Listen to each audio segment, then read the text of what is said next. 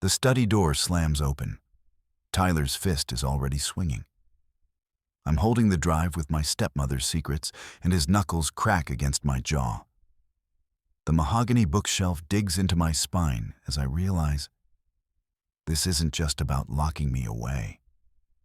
The files glow on the screen, a life insurance policy with my father's forged signature. Elena isn't just cruel, she's a black widow. Glass shatters. My fingers scramble for the drive as Tyler's weight pins me down. One wrong move, and I'm not just committed, I'm erased. The cursor pulsed like a dying heartbeat against the blue light of the monitor. Leo's fingers danced across the mechanical keyboard, the rhythmic clicks masking the frantic thrum in his chest. Sweat slicked the plastic casing of the encrypted drive plugged into the side port. On the screen, the folder labeled "The Problem" flickered as the progress bar crawled toward completion. A floorboard groaned in the hallway. Leo froze, his breath hitching against the scent of old mahogany and Jennifer's expensive lily-scented perfume lingering in the drapes. He gripped the edge of the desk until his knuckles turned the color of chalk. Beneath the glowing display lay the physical evidence, a heavy stack of cream-colored bond paper bearing the Vance legal seal. His eyes snagged on the bolded words, "Involuntary commitment," and his own name typed in cold serif font. Jennifer hadn't just built a cage, she had drafted the lock. She intended to bury him in a sanitarium called the Forge before the board meeting could ever hear his testimony. The drive chirped. Transfer complete. Leo yanked the silver thumb drive from the slot, the metal biting into his palm. Footsteps paused outside the heavy oak door. "Leo? You're working late?" Jennifer's voice drifted through the wood, smooth as silk and sharp as a razor. He shoved the drive into his pocket, the fabric snagging on the casing. His heart hammered against his ribs like a trapped bird. He reached for his neck, his thumb finding the small, rusted hex key hanging from a string. He clicked the metal against his front teeth. Click, click, click, the vibration grounding him in the silence of the study. "Finishing the quarterly projections," he called out, his voice cracking slightly at the edges. The brass handle turned. Leo stood, smoothing his rumpled shirt, bracing for the shadow she cast across the threshold. Jennifer leaned against the doorframe, her ice-blue eyes scanning the room with predatory precision. She didn't look at him so much as she looked through him, searching for a crack in his digital armor. "Your father is so worried about your focus lately," she said, her voice a melodic hum.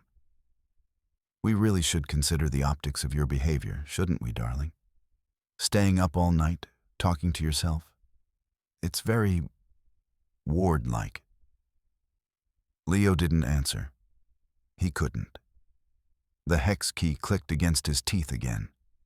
He was already thinking 3 steps ahead, imagining the data on the drive, the lines of code he needed to unravel to prove she was a fraud. He just needed to get out of this house. Downstairs, the house groaned under the weight of a different kind of pressure. The muffled roar of laughter and the clinking of ice against crystal drifted up from the formal dining room. David Miller, Leo's father, was hosting the pre-gala committee meeting, playing the part of the robust CEO while his skin took on the color of wet ash. Leo's burner phone vibrated in his pocket, a steady, insistent pulse. It was Marcus. Leo waited until Jennifer turned her back to adjust a vase of wilting lilies. Then he slipped into the shadows of the hallway.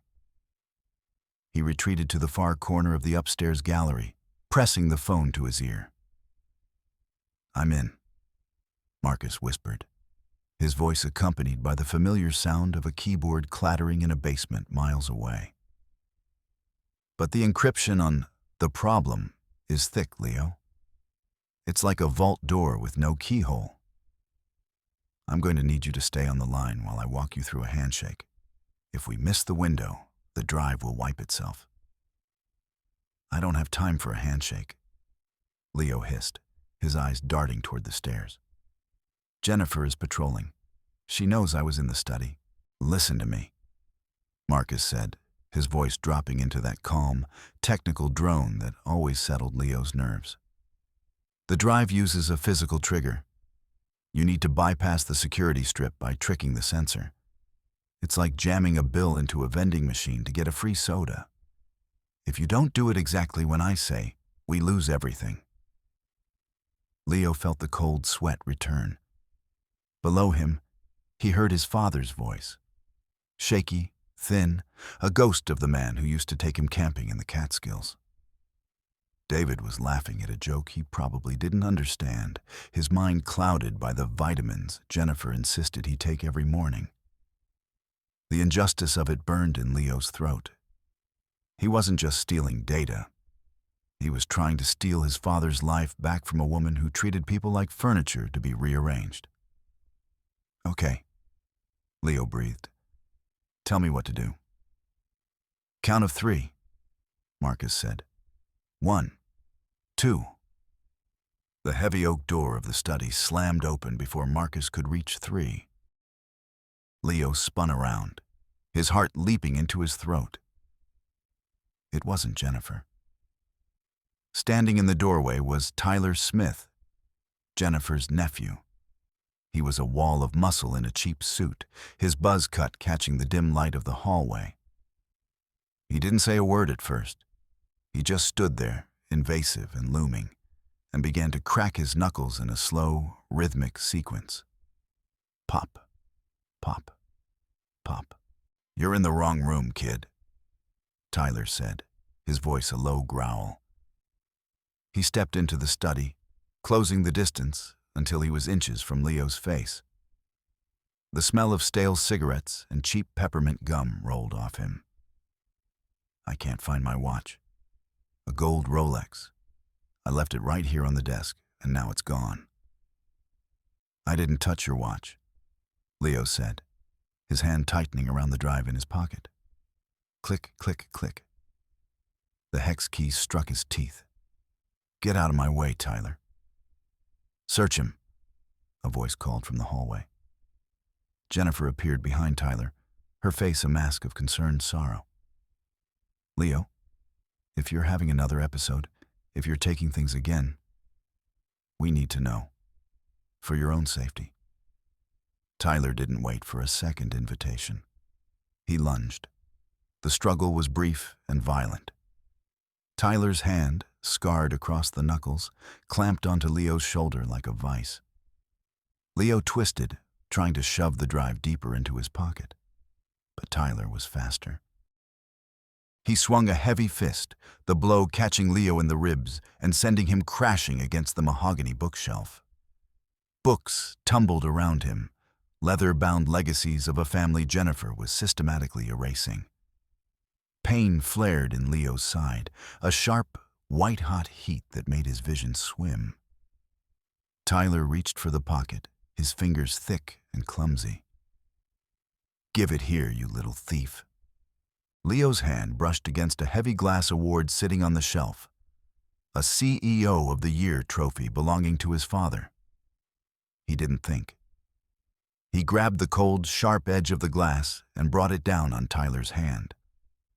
Tyler let out a guttural yelp, his grip loosening as blood bloomed across the back of his hand. Leo didn't wait for the second round. He lunged for the floor, his fingers closing around the silver drive that had skittered across the rug. Leo, stop! Jennifer screamed. But her voice lacked real alarm. It sounded like she was performing for the guests downstairs. Leo bolted for the window. He didn't look down. He threw himself through the glass, the shards tinkling like wind chimes as he hit the rose bushes below. The thorns tore at his skin, cold and biting, but he was already running. He sprinted into the darkness of the suburban night, the high-pressure sodium streetlights turning the world a sickly, flat orange. He didn't stop until he reached the basement door of Marcus's house. The air here was different. Colder, smelling of ozone and stale pizza. Marcus was waiting, his lanky frame hunched over a glowing wall of monitors. "You're bleeding," Marcus said, pushing his glasses up his nose. "Just get into the drive." Leo gasped, collapsing into a chair. Marcus plugged the drive into a workstation that hummed like a beehive. His fingers flew across the keys, bypassing the layers of security Leo had risked his life to steal. The screen flickered, a cascade of green text scrolling past until a single document opened. It wasn't a plan for institutionalization. Or rather, it was more than that. "Leo," Marcus said, his voice turning small. "Look at the signature." On the screen was a life insurance policy for David Miller. The payout was staggering, $10 million. But it was the signature at the bottom that made the room feel like it was spinning. It was David's name, written in a shaky, uncertain hand. But the digital timestamp showed it had been signed 3 days ago. A day Leo knew his father had been so sedated he couldn't even hold a spoon. "She's not just trying to lock me up," Leo whispered, the realization hitting him like a physical blow. "She's waiting for him to die. She's already spent the money." The weight of the discovery felt like lead in his chest. He wasn't just a troubled teen fighting a stepmother he didn't like. He was a witness to a murder in progress. The silence of Marcus's basement was broken by the sudden, sharp trill of Leo's phone. The caller ID read Dad. Leo's heart skipped. He answered, expecting the thin, drugged voice he'd grown used to, but what he heard was a jagged, panicked breath. "Leo? Where are you?" David's voice was trembling, the words tripping over each other. "The school. They just called. They found something in your locker. A drug test, Leo. They said you tested positive for something called a heavy sedative. They're saying you're a danger to yourself."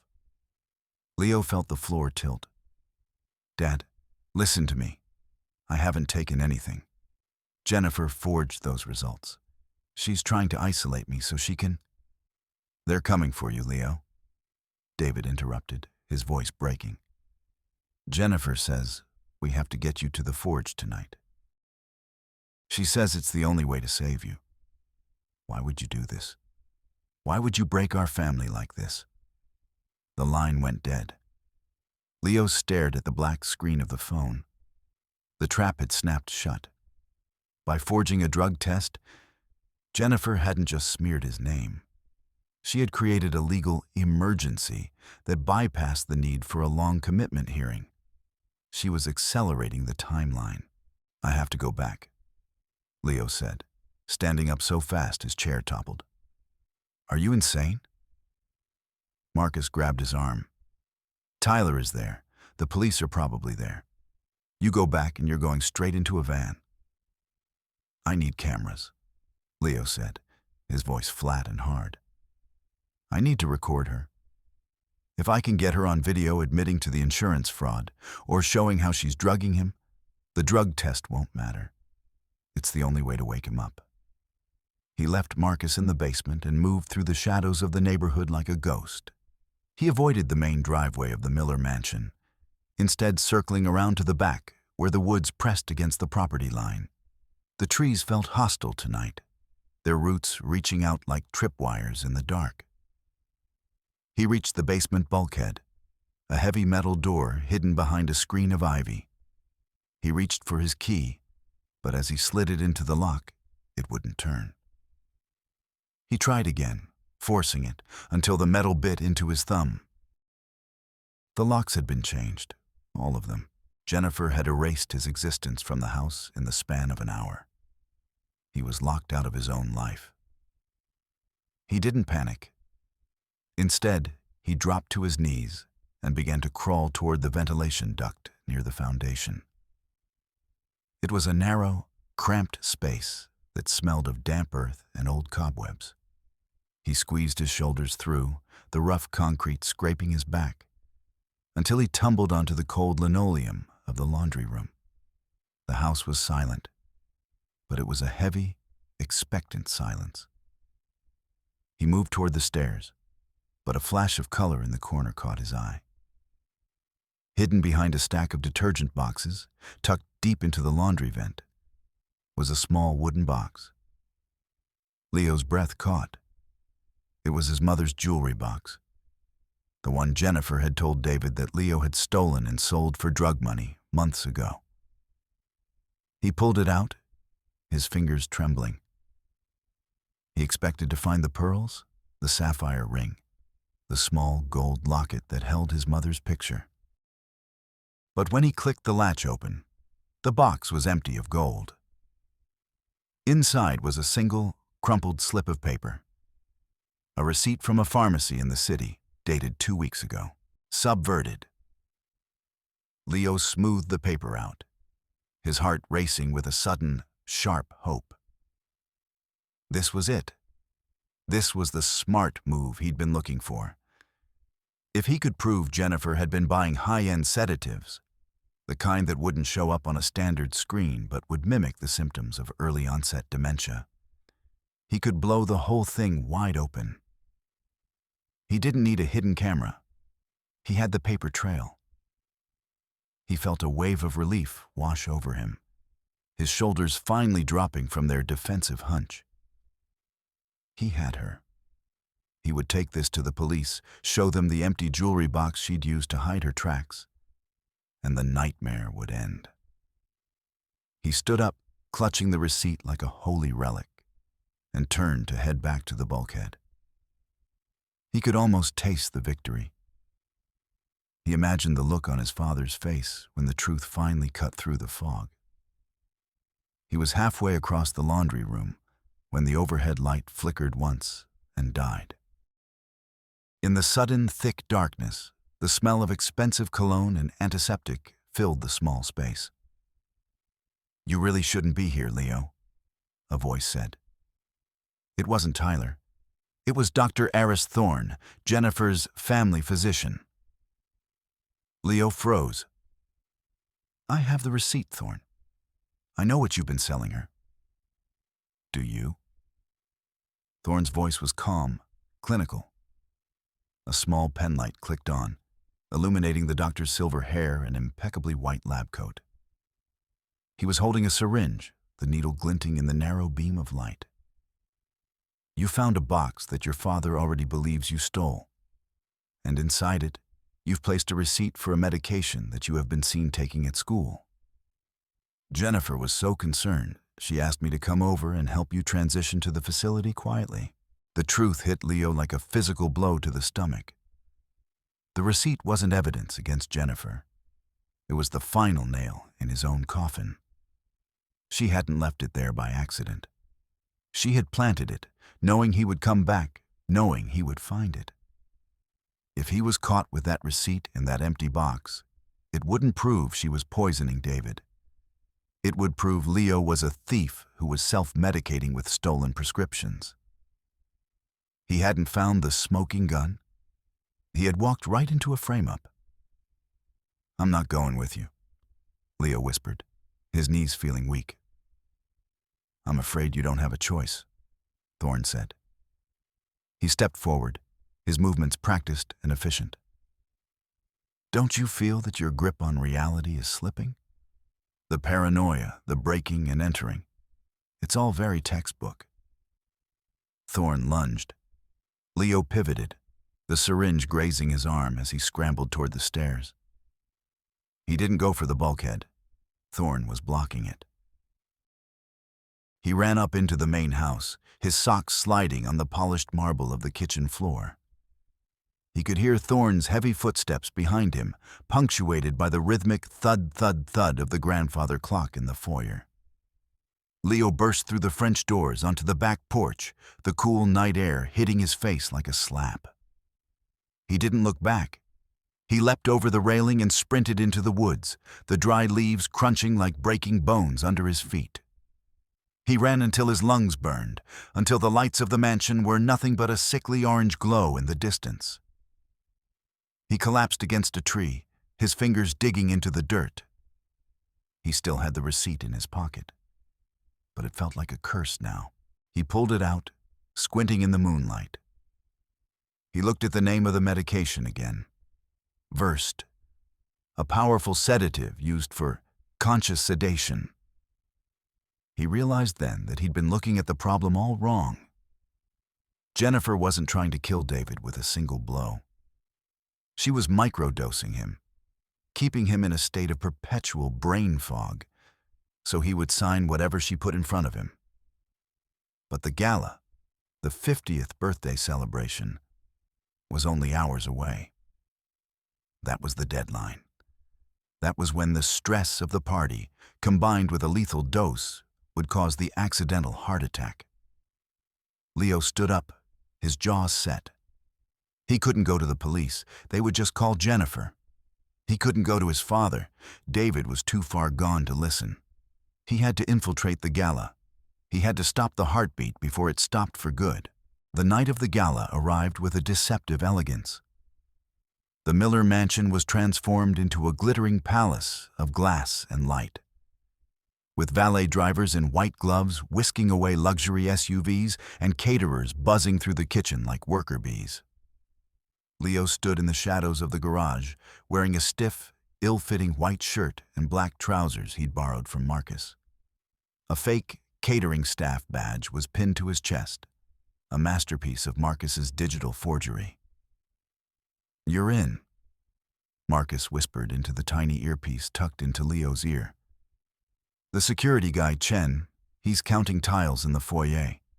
He won't even look at your face if you keep your head down and stay near the trays."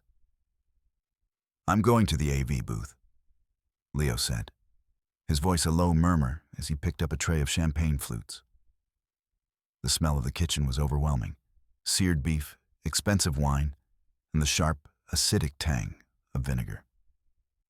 He moved through the crowd, a ghost in plain sight. No one looks at the help. He watched his father from across the ballroom. David looked like a wax figure, his suit hanging loose on his frame, his eyes glassed over as he nodded vaguely at the guests' congratulations. Jennifer was at his side, her hand firmly on his forearm, her smile never reaching her predatory eyes. Leo reached the small alcove behind the velvet curtains where the audiovisual equipment was housed. His fingers trembled as he pulled a small cable from his pocket. He didn't need the broken drive anymore. He had something better. He had the cloud backup Marcus had helped him hide in the school's failing grade portal, a place Jennifer would never think to look because she assumed Leo was too arrogant for failure. Handshake established. Marcus chirped in his ear. "I'm uploading the insurance document and the pharmacy records to the main projector. Give me 60 seconds, and everyone in this room is going to see Jennifer's retirement plan." Leo felt a surge of adrenaline. This was it. The public unmasking. He just had to wait for the tribute video to start. He stepped back out into the hallway to avoid suspicion, heading toward the pantry to refill his tray. The air in the narrow corridor was cooler, away from the heat of the bodies in the ballroom. He stepped into the pantry, the shelves of canned peaches and expensive oils towering over him. The door clicked shut behind him. Jennifer was standing by the industrial refrigerator, a glass of red wine in her hand. She didn't look surprised. She looked bored. "You always were a persistent little weed, Leo," she said, her voice a soft, melodic hum. "I suppose I should have expected you to try a costume change." Leo reached for his phone, his thumb hovering over the record button. "It's over, Jennifer. The files are already on the server. In 10 minutes, everyone out there is going to know you forged Dad's signature." Jennifer took a slow sip of her wine. "Is that what you think?" She set the glass down on a marble counter and stepped toward him. "You've always been so focused on the digital world, Leo. You forget that in the real world, things are much more visceral, subverted." Leo held his ground, his phone held out like a shield. He felt a surge of confidence. He was recording everything, and he had the digital evidence ready to broadcast. This was the logical conclusion to his plan. He had outsmarted her. He watched her carefully, waiting for the moment she would break or plead. He felt a sense of triumph as she reached out toward him, her hands trembling. He thought she was going to beg. He expected her to offer him money, to try to buy his silence, which would only add to the evidence on his phone. He stood tall, his heart singing with the certainty of his victory. "Please, Leo," she whispered, her voice cracking. "Don't do this." Then, with a sudden, violent motion, Jennifer reached up and raked her own fingernails down the side of her face. Leo froze, his phone dropping an inch as he watched 4 deep, red furrows open up across her cheek. She didn't stop. She grabbed the front of her silk gown and ripped the neckline, sending pearls scattering across the floor like hail. "Help!" she screamed, the sound piercing and raw. "Leo, stop! Please, you're hurting me!" She threw herself against the shelves, sending jars of oil crashing to the floor. The smell of vinegar and broken glass filled the air. "No," Leo breathed, the world turning white at the edges. "No, what are you doing?" The pantry door burst open. Tyler was the first one in, followed by Robert Chen and 3 other security guards. Behind them, the crowd from the ballroom spilled into the hallway, their faces filled with shock. And then there was David. He pushed through the guards, his face pale, his eyes wide with a horror that finally cut through his medicinal fog. He looked at Jennifer, huddled on the floor, her face bleeding, her dress torn. Then he looked at Leo, who was standing over her with a shocked expression and a phone in his hand. He just snapped, David." Jennifer sobbed, her voice a masterpiece of manufactured trauma.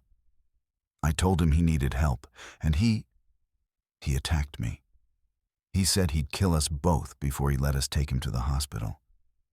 David stepped forward, his hand shaking as he pointed at Leo. "I didn't want to believe her," he whispered, his voice thick with disgust. "I thought you were just grieving. But you're a monster, Leo. You're just like they said." "Dad, no, look at her. She did it to herself." Leo lunged toward his father, but Tyler stepped in the way, his fist connecting with Leo's stomach. Leo collapsed to his knees in the puddle of vinegar and oil. He looked up, his vision blurring, and saw Jennifer over his father's shoulder. She wasn't crying anymore. For a split second, she looked directly at him, and her ice-blue eyes were as cold and clear as a winter morning. She reached into her pocket and pulled out a silver thumb drive, the original one Leo thought he'd protected. With a slow, deliberate motion, she snapped the plastic casing in half and dropped the pieces into the mess of broken glass on the floor. "The forge is waiting, Leo," she whispered, though only he could hear her. The security guards grabbed his arms, dragging him out of the pantry. He caught one last glimpse of his father. David was holding Jennifer, his head bowed in shame, his back turned to his son. Leo was dragged through the kitchen and down the stairs to the wine cellar. The air here was bone-chillingly cold, smelling of damp stone and earth. They threw him into a small, windowless room used for storing vintage crates and slammed the heavy oak door. The electronic lock engaged with a sharp, final click. Outside, through the thick walls, he could hear the muffled sound of the gala continuing. The music had started up again, a upbeat, celebratory jazz that felt like a mockery of his life. He was trapped. His evidence was destroyed. His father hated him. And in the driveway, he knew the transport van from the forge was idling, waiting for the party to end so they could take him away in the dark. Leo sat on the cold stone floor, his breath blooming in white clouds. He reached for his neck, but the string was gone. The hex key had been ripped away in the struggle. He was alone. For the first time in his life, the silence was louder than the clicking of his teeth. But then, he looked at the wall. Running along the ceiling were the old copper pipes for the mansion's radiant heating system. Next to them was a thick bundle of Ethernet cables, the legacy wiring Jennifer had ignored when she upgraded the house's security. She thought she had destroyed his world when she broke that drive. But Jennifer didn't understand the nature of data. She thought it was something you could hold in your hand, something you could snap. Leo stood up, his fingers numb but steady. He looked at the portable catering stove the staff had left in the corner of the cellar, its heating element still warm. "Marcus," he whispered, though he had no earpiece. "I hope you're still watching the portal." He didn't need a drive. He needed a spark. He took the heating element and pressed it against the electronic lock's sensor housing. A shower of sparks erupted, the smell of scorched plastic filling the small room. The lights in the cellar flickered and died, but the heavy oak door groaned and swung open. He didn't run for the exit. He ran for the main junction box in the basement. His fingers flew across the wires, not with the precision of a technician, but with the desperation of a man drowning. He bypassed the AV booth entirely, sending a signal through the house's internal network directly to the 20-foot ballroom screen. He didn't use the insurance policy. He didn't use the drug test. He used the one thing Jennifer couldn't forge: her own voice. On the screen in the ballroom, the tribute video began. But it wasn't a montage of Leo's breakdowns. It was a series of voice memos Leo had recorded months ago, hidden in a trash folder on the family iMac. It was Jennifer, alone in the study, practicing her grieving widow speech. "I'm so grateful for your support during this transition." Her voice echoed through the ballroom, cold and rehearsed. David was a good man, but his heart, it was always so fragile. "I just wish I could have saved him from the stress his son caused." The music in the ballroom stopped. The guests froze, champagne flutes halfway to their lips. On the screen, the audio shifted to a recording from only an hour ago. The conversation in the pantry before the attack. "You always were a persistent little weed, Leo. I suppose I should have expected you to try a costume change." The image on the screen flickered to life. A grainy black and white feed from a camera Leo had hidden inside an old smoke detector weeks ago. It showed Jennifer standing alone in the pantry, her face perfectly clear, her eyes cold as she raked her own nails across her cheek. The silence that followed was absolute. David Miller stood in the center of the ballroom, his face ashen. He watched the screen as his wife, the woman who had been healing him, systematically destroyed her own face to frame his son. He watched as she snapped the drive, her expression one of pure, unadulterated malice. The medicinal fog finally broke. David looked at Jennifer, who was standing frozen by the stage, her hand still clutching a silk handkerchief to her bleeding face. "David, it's a trick," she stammered, her voice finally losing its melodic hum. "He's a genius. He fabricated it." "I know your voice, Jennifer," David said, his voice low and vibrating with a sudden, terrible clarity. "And I know my son." The front doors of the mansion swung open, but it wasn't the men from the forge. It was the local police, called by Marcus the moment the broadcast began. Leo stepped out from the basement stairs, his shirt stained with oil and vinegar, his face bruised. He didn't say anything. He just looked at his father. Jennifer was escorted from the room in silence. She didn't scream.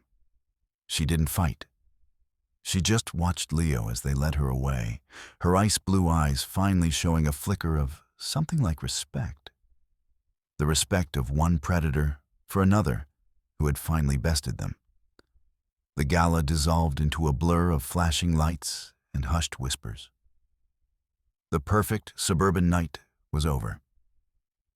Hours later, the sun began to peek over the horizon, casting long, pale shadows across the manicured lawn. Leo and David sat on the back porch, the rocking chair moving slowly in the morning breeze. The silence between them wasn't the heavy, oppressive silence of the last year. It was a clean silence, like the air after a storm. "I forgot the medication," David said suddenly, his voice small. "Your mother's heart medication. On the list. I thought if I just followed Jennifer's rules, I wouldn't forget anything ever again." Leo looked at his father, really looked at him. David looked old and tired and broken, but his eyes were clear. "We both forgot things, Dad," Leo said. He reached into his pocket and pulled out a fresh sheet of paper. He handed it to his father, along with a pen. "Let's start a new list." David took the pen, his hand shaking only slightly. He looked at the blank page, then at his son.